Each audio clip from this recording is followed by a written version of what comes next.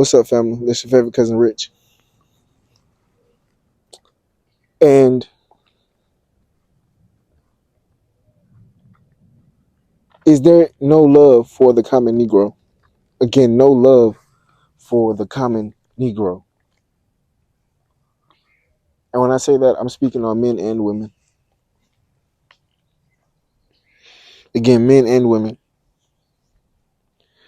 Because I look into the landscape of our community, and it seems like the only ones who get praise and admiration are the ones who are all the way outside of the box. And unfortunately, it's not in the positive sense. Some, but some of it's not. Some of it is, some of it's not.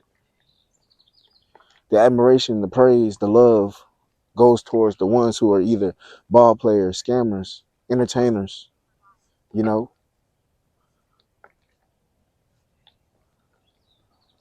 These are the ones we give our praise and admiration to.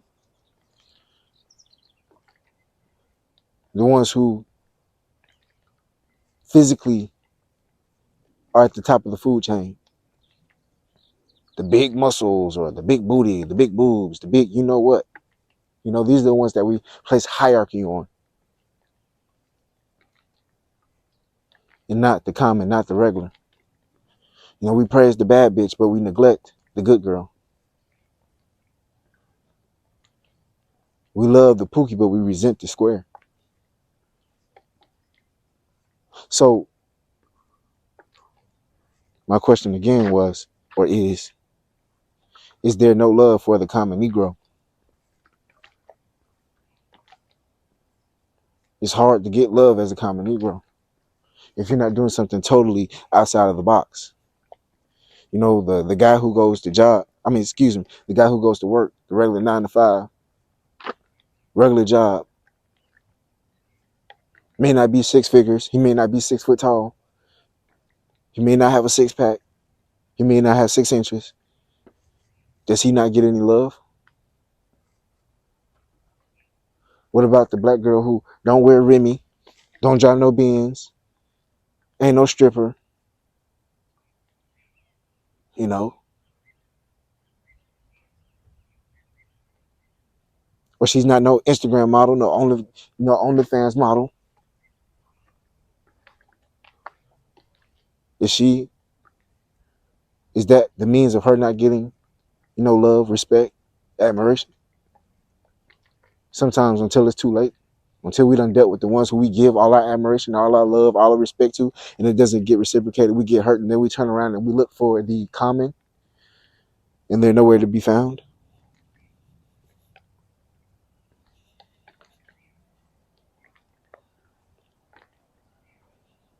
Like I said, I take a step back and I just look at the landscape, and if I see that it's hard for the common person to get any kind of love, any kind of respect. It's hard for the common or the average man to get into a relationship nowadays because the requirements are, financials.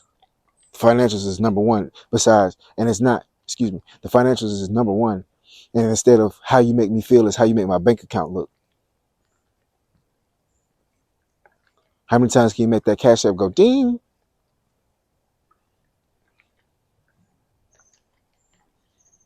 That's what we base our standards, our love, our respect, our admiration on. It's how do other people, pour into us and we don't have to pour back into them. And a lot of times it's not on intellectual level, or it's not on a emotional level, spiritual level. It's all outside. It's all things that can fade, all things that can be taken away.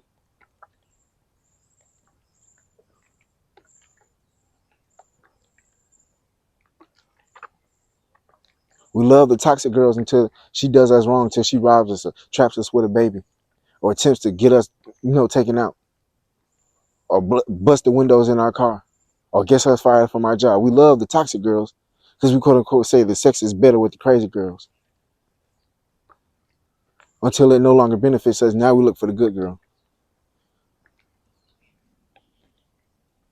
Or girls running around with Pookie all day long until she gets trapped with a baby. And now he's nowhere to be found. Or he don't wants no parts of you.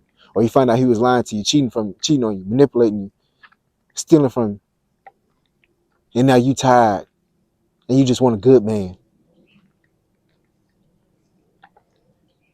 It seems like in our society, it's the good people, the ones who save themselves, the ones who do right for themselves, are the cleanup men, the cleanup crew. And this goes for men and women. The women are the cleanup crew for the Pookies. Excuse me. The women are the cleanup crew, for the men who chose the toxic girls, and the good guys are the cleanup crew for the Keishas who chose the toxicity, or even the good girls who chose the toxic exes and the toxic boyfriends and the toxic love interests. Seems like that's all we look at the good people for, is the cleanup crew. It seems like that's all we look at the common people, the regular people, the 9-to-5 workers, the good people, the people who have a head on their shoulders, people who stay out the way, the people who want to just do right. The common Negro. It seems like the common Negro is just the cleanup crew.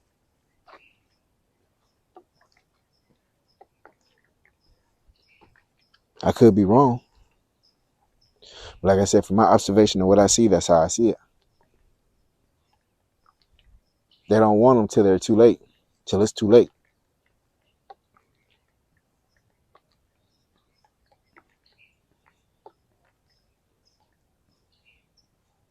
So I take a step back again and I look and I ask myself, well, why is this the case?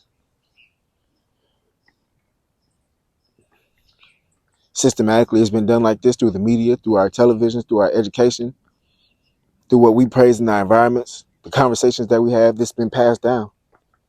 And then even in trauma, household trauma, family trauma, this is what we've seen, this is what we know, this is what we acknowledge, this is what we entertain, this is what we been living. This has been the reality of our parents, our uncles, our nieces, our nephews, our aunts, our grandparents. This is what's been generationally passed down. And when you don't heal these things, when you don't face these things, confront these things, there's no way for you to heal these things.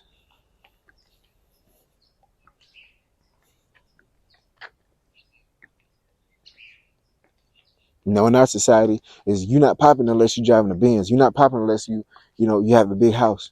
You're not popping until you have the European brands. You get no respect until you have these things. You don't get no respect for raising your kids. You don't get no respect for going to work every day, getting up off your ass and doing something. You get no respect for that. You get no respect for being loyal and faithful to your wife.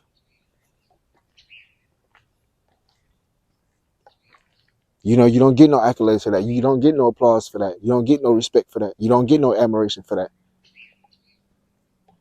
But if you a nigga with all the hoes, you lying to the hoes, cheating on the hoes, you got the bag, all these things that we love and we embrace that leads to degeneracy.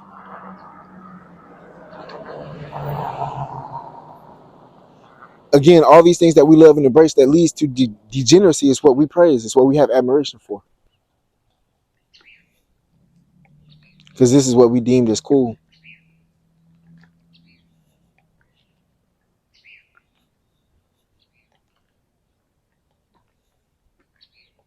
So again, is there no love for the common Negro?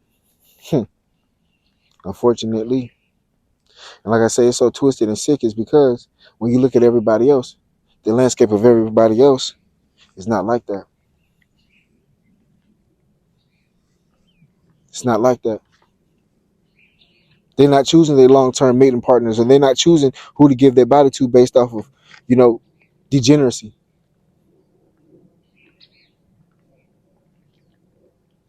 Because that's how we mate. That's how we choose. That's who we choose to give our respect to. That's who we choose to give our bodies to. That's who we allow to either we penetrate or allow to get penetrated.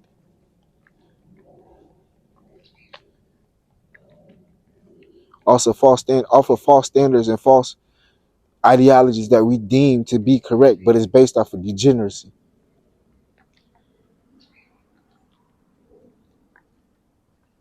I didn't know body parts leads to a happy and healthy family, but yet that's how we choose. I didn't know social hierarchy is how we choose who we mate with. Maybe for some sort of survival in society, yes. But to have a happy and healthy home, psh, that misses the mark.